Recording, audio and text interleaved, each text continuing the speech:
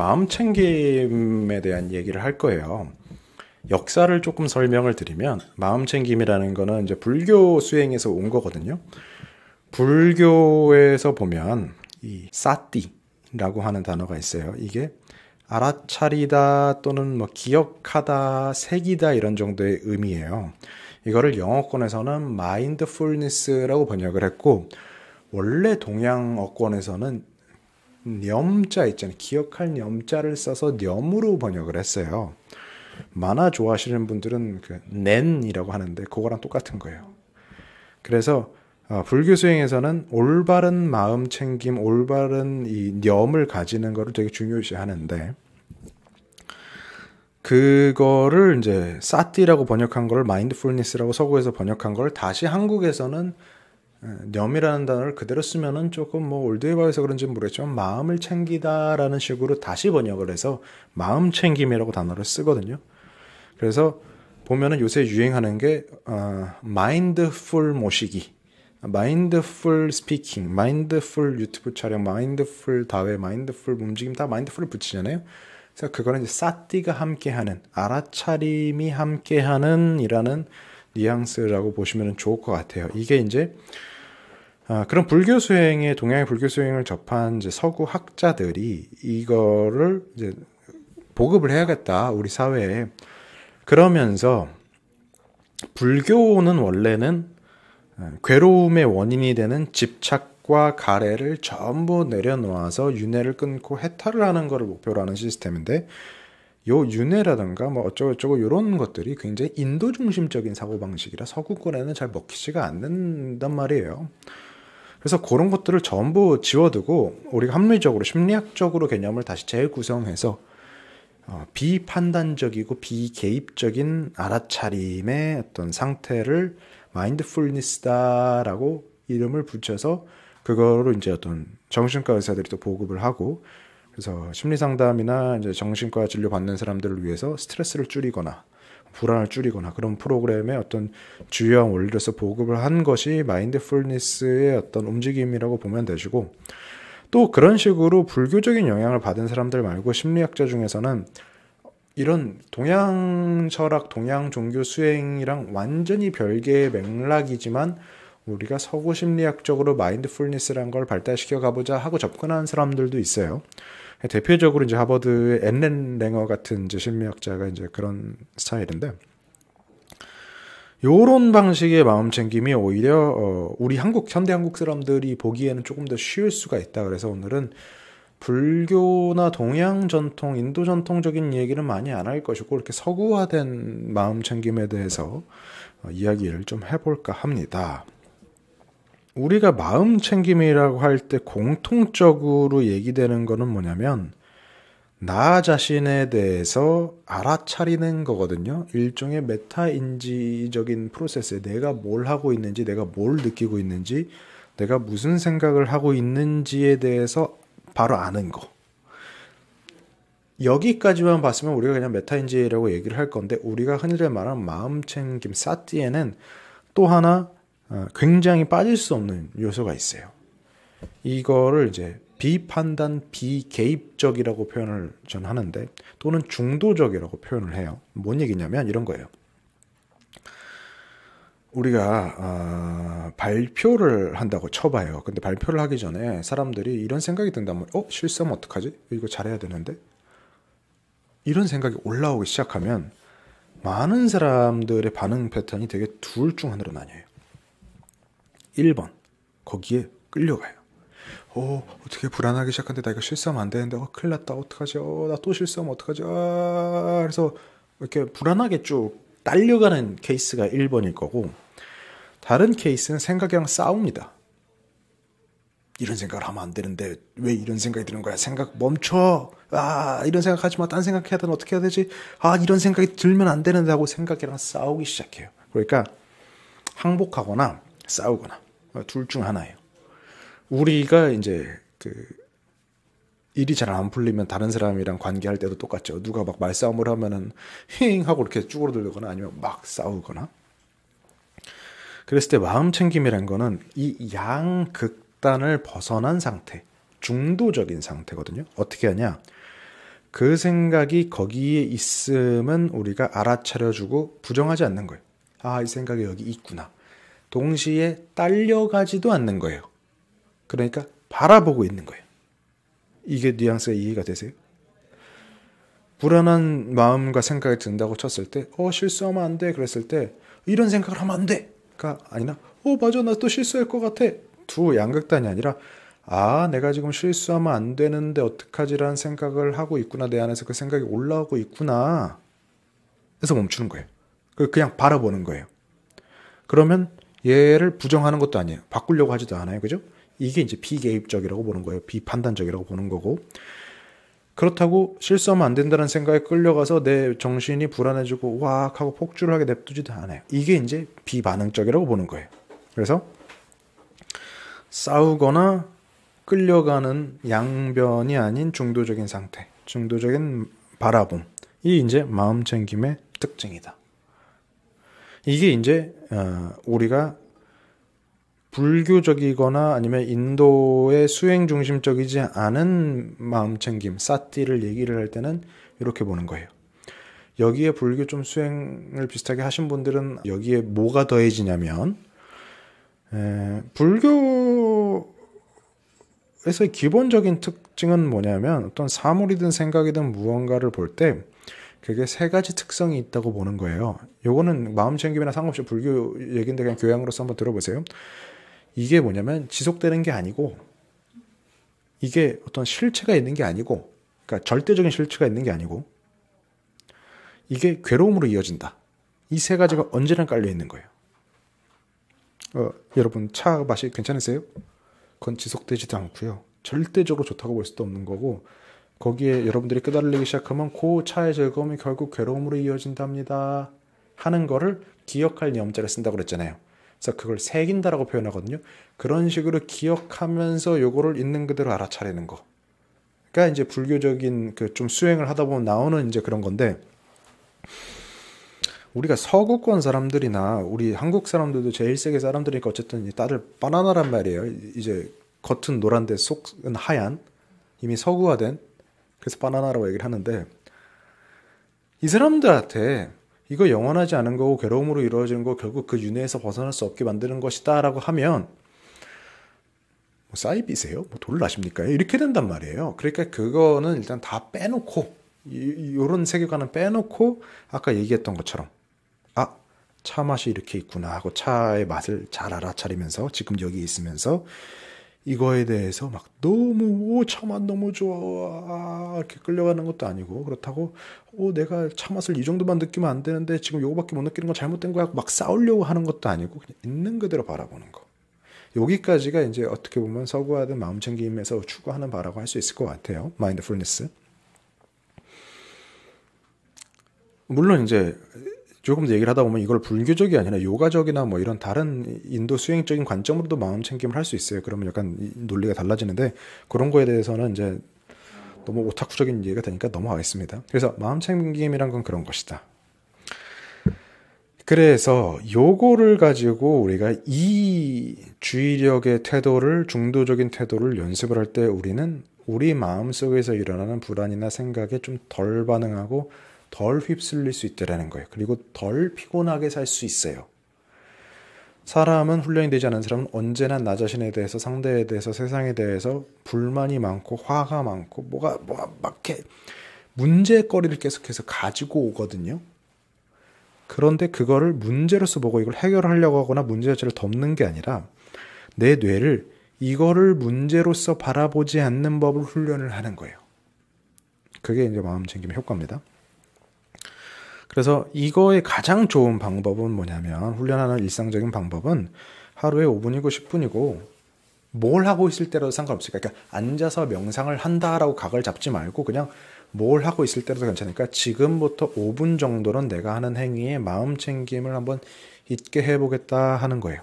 그러면 저는 여러분들이랑 이렇게 얘기를 하면서도 마음 챙김을 가지고 얘기를 할 수가 있는 거죠. 내가 이야기를 하면서 왼손을 이렇게 두고 흔들면서 얘기를 하고 있구나. 사람들이 어떻게 지금 하고 있는지를 내가 지켜보면서 얘기를 하고 있구나. 내가 지금 컵을 들고 목을 축이면서 얘기를 하고 있고 소리가 들리고 내가 내 그 의식이 절로 왔다가 다시 이렇게 하고 있구나를 말로 하는 게 아니고 그걸 알아차리고 있는 거예요.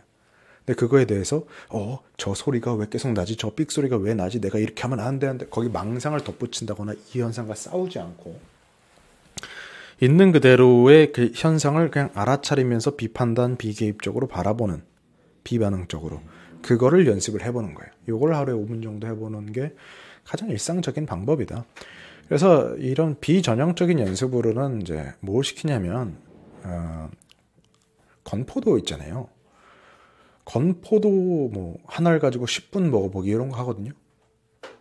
건포도를 우리가 평상시에는 뭐 건포도지 이런 생각에 휩쓸려서 있는 그대로 뽐내려는 거예요. 그래서 그거를 막 먹는데 이거를 어떤 빛깔인지 어떤 색깔인지 무게가 어느 정도인지 내가 주의를 열심히 들어서 딱 정확히 차로 할 수 있어요.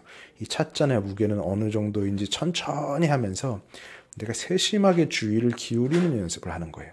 그러면서 차의 색깔은 어떤지 향은 어떤지 어떤 향이 나는지를 쭉 알아차리면서 살펴보면서 거기에 어떤 판단이나 어떤 그 끌려감을 개입시키지 않고 쭉 바라보는 연습을 하는 거죠. 이게 기초적인 마음챙김 능력을 기르는 수련이 된다. 거울 명상을 보면 네. 알아차렸어. 나는 발표하는 게 너무 두려워. 내일 발표하는 게 너무 두려워. 그러면 내가 지금 두려움을 느끼고 있구나. 에서 더 나가서 그 두려움을 느껴주면 사라진다라고 해요. 그럼 그거는 마음 챙김의 한 방법일까요? 아니면 이건 완전히 다른 의미? 일단 제가 거울 명상의 그 전체적인 과정에 대해서 정확히 잘 모르기 때문에 그거에 대해서 코멘트를 드릴 수는 없지만 명상을 하다 보면 많이 들리는 것 중에 하나가 느껴주면 사라진다라는 거. 이거는 어떤 맥락에서 맞는 말이에요. 상당히 많은 맥락에서 굉장히 위험하게 받아들여질 수 있어요. 내가 마음의 상처가 좀 크게 있는 분들이 있다고 쳐봐요. 아니면 좀 벅찬 게 있다고 쳐봐요. 근데 그거에 대해서 느껴지면 사라진다 하고 그냥 알아차리라고 이렇게 종용하는 못 배운 명상쟁이들이 있거든요. 전 아주 위험한 짓이라고 봐요. 그렇게 접근하면 안 돼요. 어떻게 해야 되냐면 그게 올라와 있을 때 내가 실제로 있는 그대로 알아차려줄 수 있는 정도의 마음챙김의 능력이 일단 1번 있어야 되고 정서적인 안정을 어느 정도 지원해줄 수 있는 자원이 있어야 돼요. 나 스스로 가지던 어떤 관계 속에서 있던 그게 이제 전통적인 명상 그 관계에선 스승이 될 거고 뭐 현대적인 관계에서 뭐 상담사나 코치가 될 거예요. 그래서 그런 몇 가지 안전망이 있는 다음에 그거를 제대로 처리를 할 수 있어야 되는데 그런 소리를 아주 뻔뻔하게 하는 인간들을 보면 저는 이게 제가 약간 공격적으로 얘기를 한 건 저 별로 안 좋아해서 그래요. 책임을 질 생각이 전혀 없고 1번 그 사람들이 이 자기 말을 듣고 뭔 체험을 하는지 2번 그렇게 쉽고 단순하게 얘기를 할 때 팔로워가 붙어요. 생각을 할 필요가 없거든요. 알아차려주면 사라진다. 안 사라지는 것도 있단 말이에요. 높은 경지에 있는 사람은 그 순수한 알아차림을 그걸 봤을 때 그 해소되고 그럴 수 있어요. 근데 그 경지에 있는 사람들한테는 오히려 알아차리면 사라져준다라는 말이 전혀 필요하지가 않고 시작하고 있는 사람들한테는 그거는 너무 단순화해서 주는 거기 때문에 좋은 지침이 아니에요. 그러니까 뭐랑 똑같냐면 수능 그 만점 받은 사람이 교과서 위주로 공부하니까 됐어요. 라는 거예요. 아니 1등 맞은 다음에는 당연히 그렇게 얘기를 할 수 있는데 처음 하는 사람이 아무것도 모르겠는 사람이 학교 수업을 좀 못 따라가고 있는 애한테 그 부모가 교과서 위주로 공부하면 된대잖아. 넌 왜 못하냐? 그건 네가 뭐 이런 식이라는 거예요. 어떤 사람한테는 다른 방법이 필요하고 그래서 저는 그렇게 이해하는 걸 별로 좋아하지 않습니다. 제가 이제 명상쟁이들 중에 좀 이게 안 좋은 사람이 있다고 많이 얘기를 했잖아요. 합리적인 사고가 안 되는 사람들이 어디서 들은 법문을 맥락이 안 맞는데 계속해서 이렇게 얘기를 하는 사람들이 있거든요. 그런 사람들이 얘기할 때 아주 그 해악이 됩니다. 저는 이제 이런 모임을 많이 하면서 사람들 많이 만나보잖아요. 그 얘기 믿고 자기 어떤 트라우마틱한 거를 그냥 있는 그대로 꺼내려고 자극하고 그러다가 사람 이상해진 거 많이 봤습니다. 그래서 일단 안 좋습니다. 그건.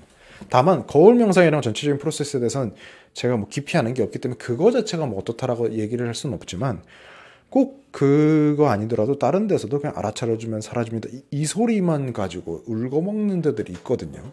그건 아주 무책임한 정말 행위다. 네. 네. 또 하나는 제가 이제 그 마음챙김 알아차림에 대한 연습을 많이 했는데 네. 그 똑같이 발표 불안이 와서 나 내일 발표해야 돼. 너무 불안하다. 아 내가 지금 불안해하고 있구나. 근데 내일 발표는 해야 되는 거야. 그리고 내가 잘할지 안 할지는 내가 몰라. 잘할 수도 있어. 기쁘겠지? 못하면 슬프겠지. 근데 지금 그게 중요한가?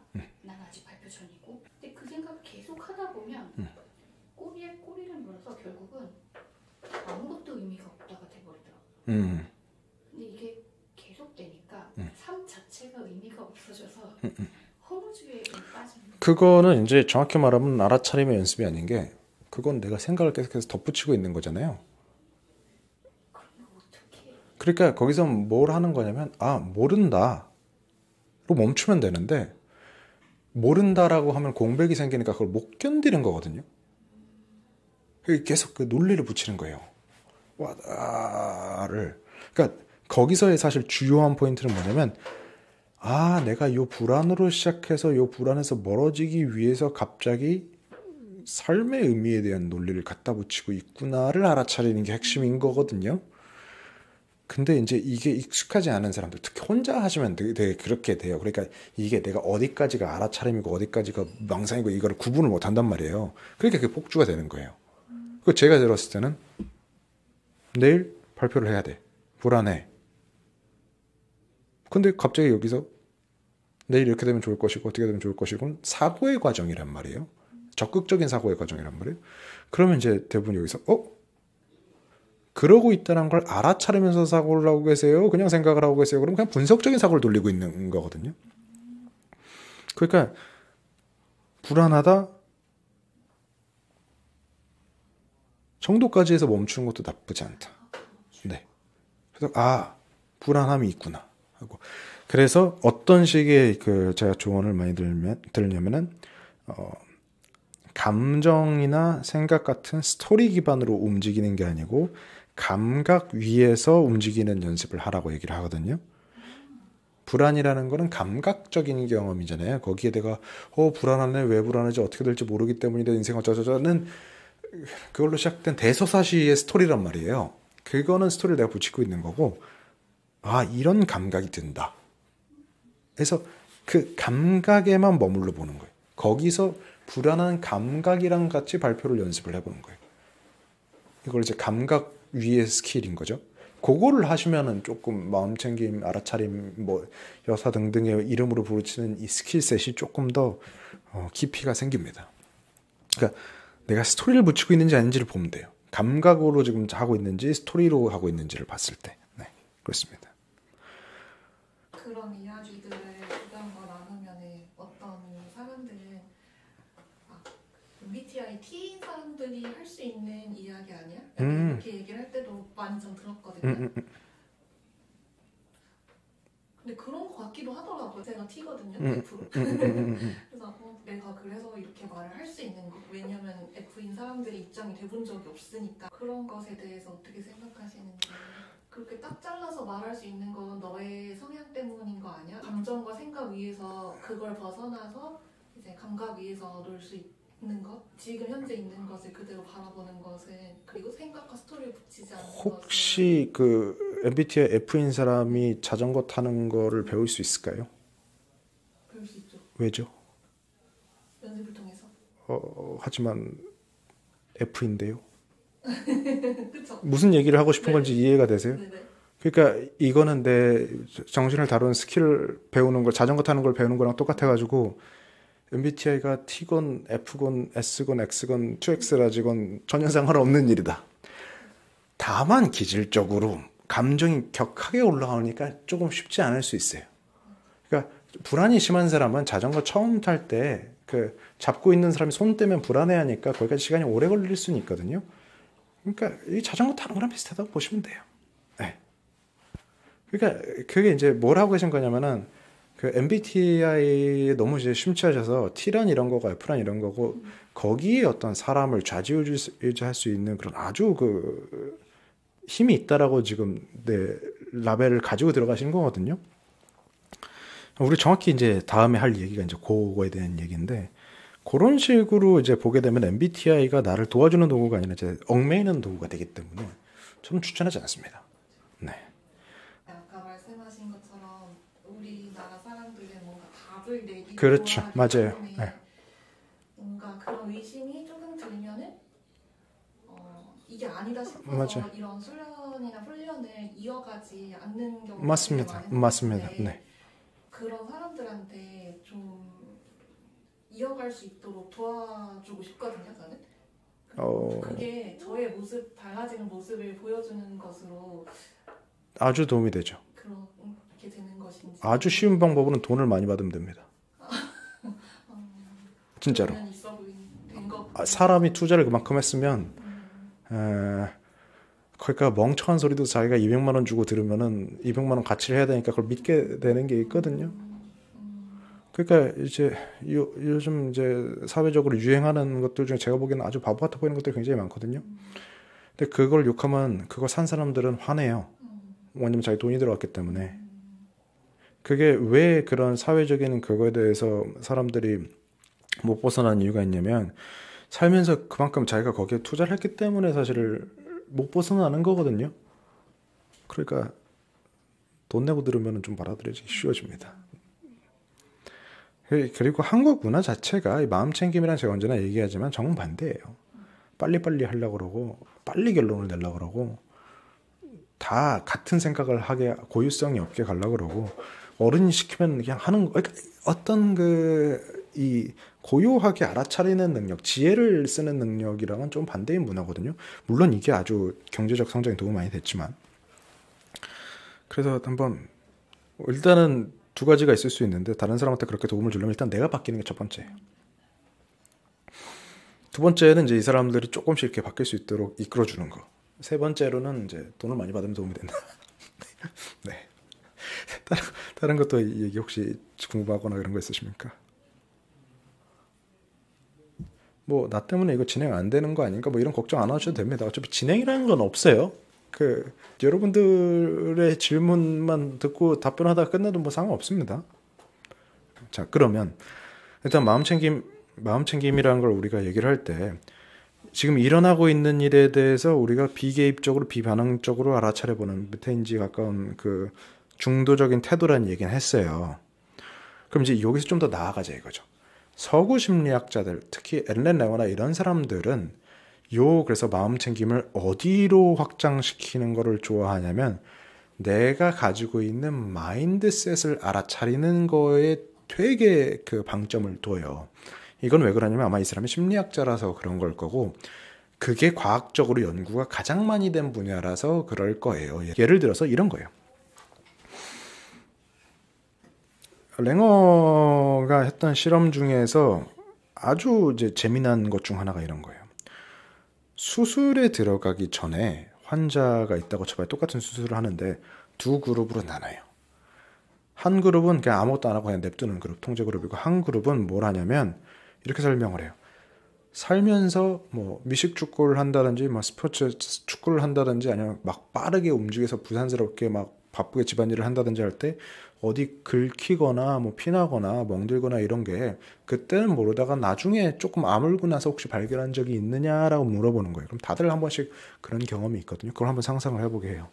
그러면서 뭔 얘기를 하냐면, 이게 통증이라든가 부상이라는 게 생각보다 우리가 어떻게 바라보고 어떤 상태에 있느냐에 따라서 크게 안 느껴지고, 이미 그걸 내가 알아차릴 때쯤이면 회복을 하는 경우가 많다, 뭐 이런 식으로 얘기를 해주는 거예요.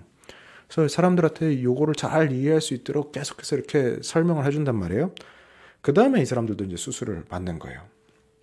그리고 이제 이 실험에 대해서 수술을 하는 의사나 이제 간호사들은 전혀 몰라요. 그래서 이제 플라시보가 안 일어나게 간접적으로. 그 다음에 비교를 해보니까 이렇게 통증과 회복에 대해서 다시 평가를 하게 해주는 그 마인드셋, 그 사고방식이 있던 사람들이 그렇지 않은 사람들에 비해서 회복 시간이 훨씬 빠르고, 그 미국 같은 경우는 원하는 만큼 좀 진통제를 주는 게 있나 봐요. 자기가 필요한 만큼 뭐 이거 버튼 누른다든가 해서. 쓴 진통제의 양을 봤을 때 그렇게 통증과 회복에 대해서 좋은 마인드셋을 가지고 있는 사람들이 그냥 냅다 우리 병원 가서 아프고 너무 아파요. 좀 빨리 진통제 좀 주세요. 이랬던 사람들보다 약도 훨씬 덜 썼다는 거예요. 그러니까 이게 그냥 정신의 문제가 아니고 실제로 몸에서 느껴지는 이 고통과 그래서 쓰이게 되는 약의 양과 회복 속도와 이 모든 것들이 그 마인드셋에 의해서 바뀐다. 이런 사실 연구는 서구권에서는 엄청 많거든요.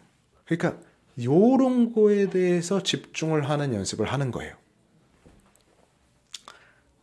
완전 종교 수행자라고 하면 이렇게 해서 알아차림이 생기는 거가 과연 내가 나의 아트만을 찾는 것이 어떻게 괴로움으로 이어지고 다시 윤회하는 뭐 이런 걸로 가겠죠. 이거는 종교적인 수행이니까 넘어가는 거고 그 서구적인 거에서는 어떻게 하면은 그러면 이 개입적인 비판단적인 태도를 가지고 내 마음, 그러니까 내가 전제하고 있는 내가 올라서 있는 생각에 대해서도 바라보면서 좋은 효과를 낼 것인가를 보는 거예요. 그러니까 이제 그 순간순간에 내가 어떤 맥락으로 이 생각을 하고 있는지까지 알아차리는 거가 이제 그 다음 단계라고 할 수 있겠죠. 불교적인 수행에서는 이거를 심념처, 마음에 대한 알아차림이라고 얘기를 한단 말이죠. 그래서 아까 이제 말씀하셨던 것처럼 내가 불안하네, 왜 불안하지? 실수를 하면 안 되니까 바바바바바는 얘기가 계속 흘러가고 있는 거고 거기서 그렇게 하는 게 아니고 뭘 하는 거냐면은 내가 지금 요 불안에 대해서 언어적으로 답을 찾아야 된다라는 생각 속에서 작동하고 있구나라는 게 내가 전제하고 있는 마인드 셋인 거거든요. 우리가 보면은. 그래서 저는 이제 그걸 하지 말고 감각적으로 해보세요라고 얘기를 한 거고 그거를 알아차리는 능력이 생기게 되면 세 가지 효과가 있는데 사람이 조금 더 그 몸 신체적으로 강해지고 좀 지능적으로 똑똑해지고 다른 사람들한테 좀 덜 휘둘립니다. 반대로 자기의 맥락에 대해서 알아차림이 없는 마음 챙김이 없는 사람들은 세 가지 부작용을 겪습니다. 신체적으로 약해지고 지능적으로 멍청해지고 다른 사람들한테 잘 휘둘립니다. 이거는 아주 그 구체적인 연구 결과들이 다 증명을 하고 있는 겁니다. 랭어가 했던 실험 중에 하나가 이런 거예요. 그 옛날에 이제 대학은 그 요즘처럼 좋지가 않아서 복사기가 하나 있으면 그걸 쓰려고 사람들이 서류 가지고 줄을 쫙 서 있단 말이에요.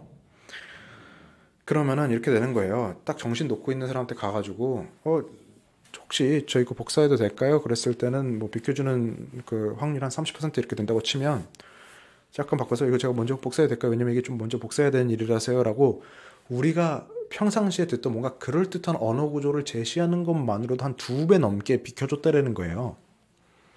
이게 이제 사실은 어떨 때 많이 인용되는 연구냐면 제가 설득 강의나 이런 거 할 때 이제 사람들을 이렇게 하면 움직일 수 있습니다. 헤헤헤 이러면서 인용하는 그 연구 결과인데 랭어는 이걸 이렇게 보는 거예요.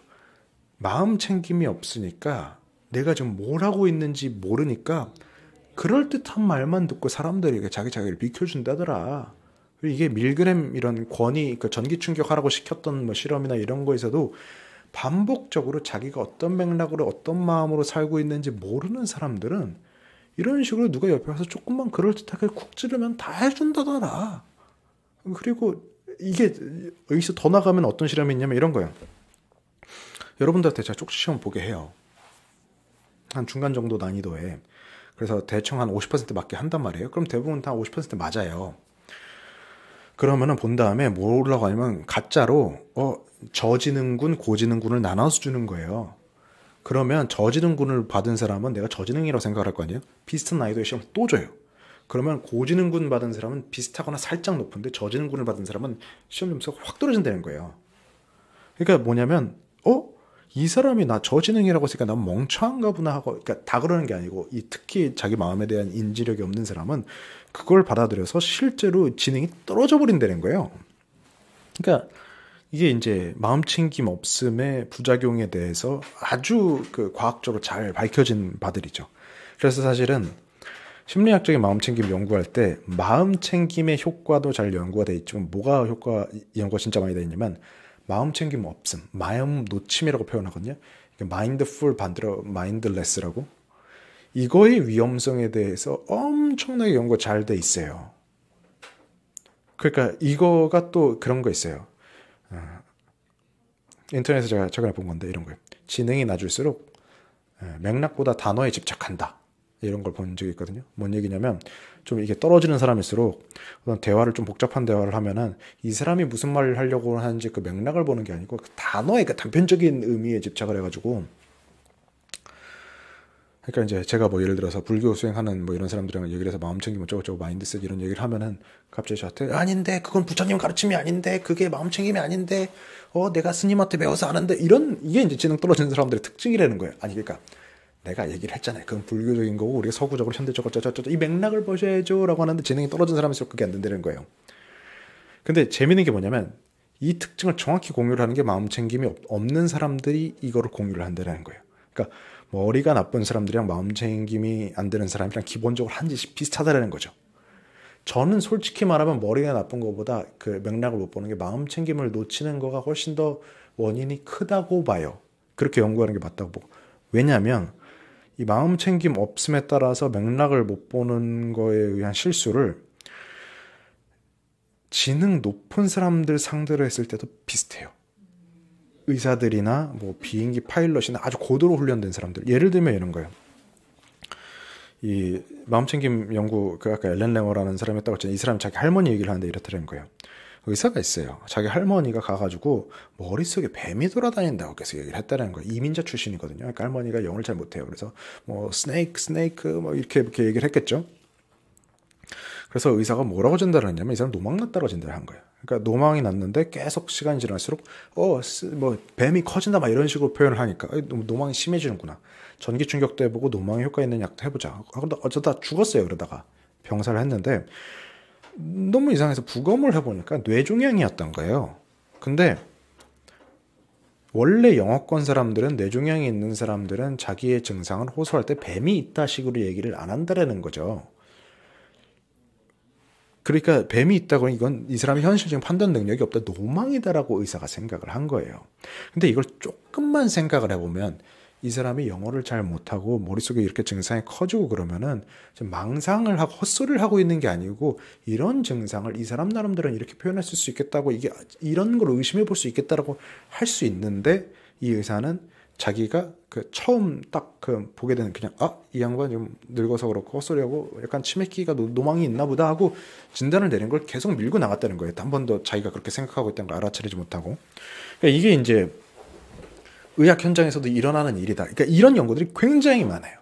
뭐 예를 들면은 비행기가 여객기가 추락 사고가 났는데 알고 보니까 그 평상시 매뉴얼은 빈결 방지 장치 있잖아요. 배양기 안 흘리는 거 그게 꺼져 있는 게 정상이래요. 그래서 체크하라고 다 갔는데 그날 이미 일기예보에 우리가 지나가는 데가 그 얼 수 있는 온도라는 얘기가 나왔음에도 불구하고 그냥 평상시대로 매뉴얼대로 한 거니까 이게 맞아고 갔다더라. 그러니까 이런 것들이 이제 마음 놓치면 수반되는 아주 끔찍한 사고들과 관련된 이런 케이스라든가 연구들이 굉장히 많거든요. 그래서 사실은 뭔 얘기를 하고 싶은 거냐면 마음 놓침, 마음 챙김이 없을 때 이런 식으로 안 좋은 일이 일어나는데 이거는 지능과 관련된 문제라기보다는 내 인지적인 태도에 관련된 문제라는 거예요. 근데 물론 이런 게 마음 놓침 상태로 그냥 하는 게 유리할 때도 있어요. 아무 생각 없이 그냥 처리해야 되는 일 할 때. 그냥 정해져 있는 일 할 때. 기계에도 할 수 있는데 그냥 사람이 싸니까 하는 일 할 때는 마음 챙김이 없어도 잘할 수 있어요. 근데 이런 식으로 맥락이 변한다던가 사람과 대해야 된다던가 그럴 때는 그러니까 이런 거죠. 어떤 사람이 지금 감기가 걸리고 막 춥고 그래가지고 난리가 났어요. 근데 제가 걷다가 아이스크림 사다 주면서 너 아이스크림 좋아하잖아 갖다 주면은 날 먹이는 건가 이렇게 볼 수도 있겠죠. 근데 그거는 제가 이 사람이 아이스크림 좋아했다라는 그거에만 해가지고 전체적인 맥락을 못 보는 거죠. 그러니까 이게 마음 챙김이 없는 사람들, 특히 서구적인 마인드풀니스에서 봤을 때는 이 마음 챙김이 없는 사람들의 특징이라는 거예요. 맥락을 어떤 이 사람이 가지고 있는 범주를 딱 갇힌 거를 하나 가지고 거기에서 못 벗어난다. 그러니까 어떤 특징이 생기냐면 새로운 정보들도 받아들일 수가 없다. 그러니까 어떻게 되냐면 내가 행동을 할 수 있는 선택지 자체가 적은 거예요. 아이스크림 좋아한다고 했으니까 아이스크림 좋아하겠지? 아이스크림 사가야겠다. 얘는 지금 열이 팔팔 끓고 목이 아프고 어쩌고 저쩌고 하고 있는데, 근데 조금 더 우리가 내가 얘가 아이스크림 좋아한다고 생각하지만 지금 다른 맥락이 있을 수 있지 않을까라고 하는 조금 더 여유를 가지고 내가 하고 있는 걸 보면은 근데 얘가 지금 이렇게 상태가 안 좋은데 아이스크림 사도 될까? 하고 한번 물어본다던가 뭐 그런 거를 이제 할 수가 있겠죠. 제가 커플 스토리, 부부 스토리에서 많이 보면은 이제 그런 이제 일들이 많죠. 이상한 거 가져오고 막 너를 위해서 준비했어 이런 것들. 또 아니면 이런 것들 있죠. 카페 알바한테 고백하는 빌런들이 딱 정확히 이제 그런 구조예요.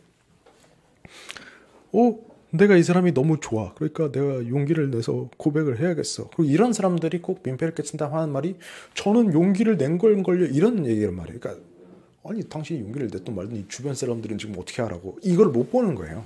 그래서 이 맥락에 대한 마음 챙김, 내 심리적인 마인드셋에 대한 이 마음 챙김이 필요하다. 내가 지금 어떠한 상태로 작동하고 있는지를 바라보는 거죠. 이거는 아까 얘기했던 것처럼 차를 마시면서 이런 식으로 이 감각에 대한 마음 챙김으로 가서 가끔 한 번씩 내가 뭔가 대화를 한다거나 이걸 할 때 내가 지금 어떠한 맥락으로 이걸 접근하고 있지? 내가 지금 이걸 어떻게 보고 있지라는 질문을 한 번씩만 던져주는 걸로 저는 충분히 훈련이 된다고 보거든요. 왜냐하면 사고가 날 때는 대부분 뚝 떨어지지 않아요. 이 전조 증상들이 있거든요. 근데 그걸 못 보고 밀어붙여서 사고가 나는 거란 말이에요. 그래서 언제나 내가 옳다, 내가 맞다, 이 같은 생각으로 사는 사람들은 이제 이게 습관이 안 되는 거죠. 그래서 그거에 대해서 내가 이렇게 하고는 있지만 이거에 대해서 너무 맹신하지 않는, 거기 갇혀있지 않는 열려있는 마음을 한번 가져보는 연습을 하는 게 굉장히 도움이 된다. 어디에 멍청해지지 않고 약해지지 않고 잘 휘둘리지 않는데. 그러니까 저는 이제 그런 거라고 생각을 해요.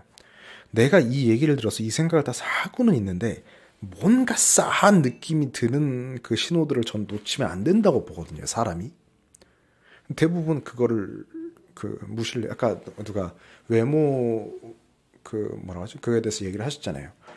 내가 이렇게 뭐 얼굴에 주름이 지고 이렇게 되는 거에 대해서 너무 안 좋게 느껴진다고 얘기를 하는데, 사실 자기 마음을 보면 내가 내 욕을 그렇게 내 피부가 별로다는 욕을 하고 있으면서도 그 행위를 하고 있는 것 자체가 뭔가 살짝 좀 이상하다라는 느낌이 있다고 보거든요.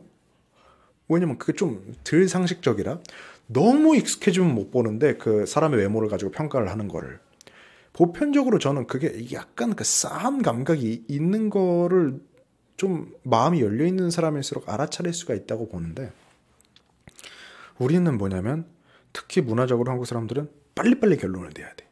그러니까 이거 지금 일단 주름이 있어. 이거 얼마짜리야? 성형외과 어디 가야 돼? 얘가 언제 해야 돼? 저 늦으면 안 돼. 할인 빨리 끝나니까. 빨리 해야 돼. 빨리 해야 돼. 다른 사람들은 어떻게 하고 있어? 후기 봐야 돼.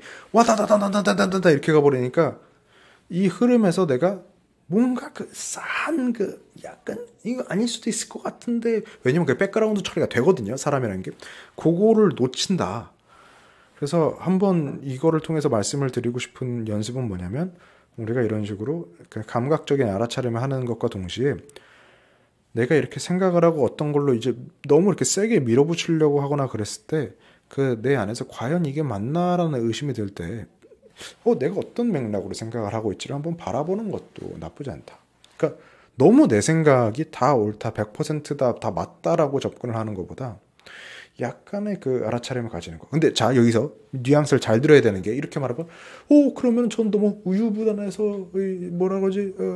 아무것도 결정을 할 수가 없는데요. 자기 의심이 넘쳐나는데요. 이거는 뭐냐면 아까 얘기했던 것처럼 생각을 바라보는 게 아니고 거기 끌려가는 거잖아요. 그러지 말고 그냥 바라보고 나서, 한번 쭉 바라보고 나서 결정을 내려도 늦지 않는다라는 거예요. 자, 여기까지 쭉 한번 우리 맥락에 대한 마음 챙김을 얘기를 해봤어요. 그래서 이런 거예요. 내가 화나거나 너무 불행하게 느껴질 때 한번 내가 이거를 어떠한 맥락으로 보고 있길래 내가 이렇게 불행하게 느껴지지를 살펴보자라는 거죠. 그래서 나오는 뭐 몇 가지 증상들이 있는데, 1번 결과지상주의. 왜 나는 한 달에 300만 원밖에 못 버는데 쟤는 800만 원 벌고 있지? 제가 나보다 훌륭한 인간, 이런 게 정확히 잘못된 비교거든요. 뭐 제가 어떤 인생을 살았을지 어떻게 알아요? 나는 내 인생에서 어쨌든 최선을 다한 건데. 아니면은 이제 잘못된 비교들 같은 경우죠. 왜 나는 뭐 다이어트 했는데 뭐 5kg밖에 안 빠지고 저 사람은 10kg 빠졌지? 근데 나는 50kg, 저 사람 100kg일 수 있잖아요. 그러니까 이런 거에 대해서 그 맥락을 생각하지 않고 너무 비상적인 것만 가지고 이렇게 열심히 화를 내면서 사는 거를 좀 그만하는 게 우리한테 도움이 된다는 거죠. 그래서 잘못된 비교나 결과지상주의를 가지고 내가 불행을 겪고 있을 때야말로 한번 우리가 마음 챙김을 가져보는 거니까, 내가 못나게 느꼈을 때, 내가 너무 불행하게 느껴졌을 때, 또는 이제 내가 나 자신에 대해서 너무 이기적인 뭐 변명을 하고 있다던가 뭐 그런 걸 하고 있을 때 우리가 마음 챙김을 한번 가져보면은 그런 아주 고착화된 마인드세트에서, 좀 안 좋은 마인드세트에서 빠져나올 수 있다는 게 도움이 되는 거죠. 마음 챙김이 잘 안 되는 사람들은 가스라이팅 당하기도 되게 쉬울 것 같아요. 되게 쉽습니다. 그러니까 이 한국의 소비 문화를 보면 아주 쉽죠. 그러니까 제가 재밌게 인터넷에서 본 거는 한국 옷 브랜드 있잖아요. 매출이 우리가 인구가 훨씬 적은데도 저 유럽이나 저 미국이나 좀 큰 인구가 많은 데보다 훨씬 더 급격하게 성장을 한다라는 거예요. 그럼 왜 그러냐면 이거 이제 한국 소비 패턴의 특징인데, 하나 꽂히면 온 나라 사람들이 그것만 가서 산다라는 거예요. 노스페이스 다 입고 갑자기 몽클레어 다 입고. 그거를 이제 자기가 노스페이스 사는 건 상관이 없는데 단체로 멍청한 짓을 한다고 생각을 하면 아주 끔찍하죠. 네. 이미 하고 있는 걸 수도 있고요. 그게 뭔지 모르겠지만. 네. 그래서 감각적인 현상에 대한 알아차림에서 이거를 좀 더 나아가서 우리의 맥락, 심리적인 맥락에 한번 적용을 해보자라는 거예요. 그러니까 예를 들면 뭐 갈등이 있을 때도 한번 써볼 수 있죠. 누구랑 계속해서 갈등이 해소가 안 돼요. 그럼 갈등이라는 건 서로의 맥락이 다르다는 얘기거든요. 아주 그 신호거든요. 그랬을 때 나는 지금 어떤 맥락으로 이 사람한테 얘기를 하고 있는지를, 그러니까 내가 틀렸어라고 보는 게 아니고, 오케이, 난 지금 이렇게 얘기를 하고 있는데 내가 이걸 어떤 맥락으로 이야기를 하고 있는지 한번 알아차려 볼 필요는 있다라는 거죠. 그렇게 되면은 나는 이런 맥락으로 표현을 하고 있고 이런 맥락을 얘기하고 있고 저 사람은 저런 맥락으로 보고 있기 때문에 얘기가 안 통하는 거구나 라고 해서 이거를 한번 같이 얘기를 해보는 것만으로도 되게 굉장히 두 사람 사이에 갈등이 많이 풀리거든요. 대부분 이제 요거를 못하고 서로 나는 이 맥락으로 보면서 말만 이렇게 나오고 이 사람은 요 맥락에서 보면서 말만 이렇게 나오기 때문에 서로 이 사람 말기 못 알아듣는 애가 돼버리는 거죠. 진짜로 우리가 서로 양립할 수 없다는 걸 이 맥락을 알아야 양립할 수가 없는 거거든요. 그러니까 정치 얘기할 때 보면 되게 굉장히 좋아. 이 사람은 조선일보 보고 있고 뭐 이 사람은 뭐 어디 일보 보고 있으면 서로 듣는 기사가 완전히 다르단 말이에요. 이 사람은 뭐 폭스뉴스 보고 있고 이 사람 CNN 보고 있으면은. 그러니까 서로 여기서 이렇게 얘기를 하면 이 사람은 뭔 소리를 하는 거야. 당연히 나는 이 사람도 폭스뉴스나 CNN을 봤을 거라고 생각을 하니까 완전히 이제 미친 인간으로 보이는 거죠. 근데 실제로는 그렇지 않은 경우가 많다. 그래서 사실은 대화라는 것도 깊게 하려면은 어떤 맥락으로 그런 얘기를 하세요를 우리가 나 자신에 대한 알아차림이 아니라 상대에 대한 관심으로 돌릴 때 사실 커뮤니케이션도 잘 되는 것들이 있다. 근데 여기서도 똑같아요, 원칙은. 그거에 끌려가는 것도 아니고 그걸 공격해서도 안 돼요. 그러니까 예를 들어서 제가 아까 누가 이런 거는 MBTI T만 가능하고 F는 불가능한 거 아닌가요? 라고 했을 때 MBTI 같은 비과학적인 걸 믿으시다니 바보 같으시군요. 파파파 했다고 쳐봐요. 그럼 이 사람은 다음부터는 저랑 얘기를 안 한단 말이에요. 그 얘기가 될 수가 없어요.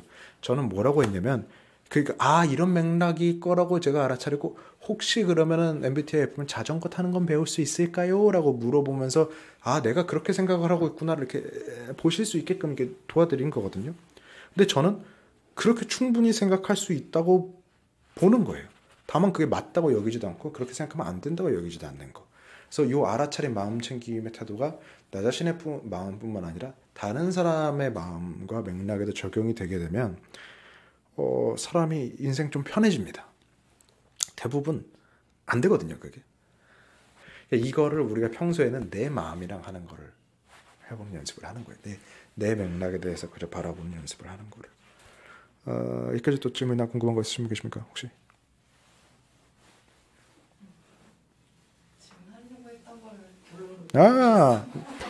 이거를 이제 질문하시려고 했던 거는 아주 잘 따라오셨다는 얘기입니다. 얘기를. 목마르니까 차를 한 잔 마셔보자 그러면은.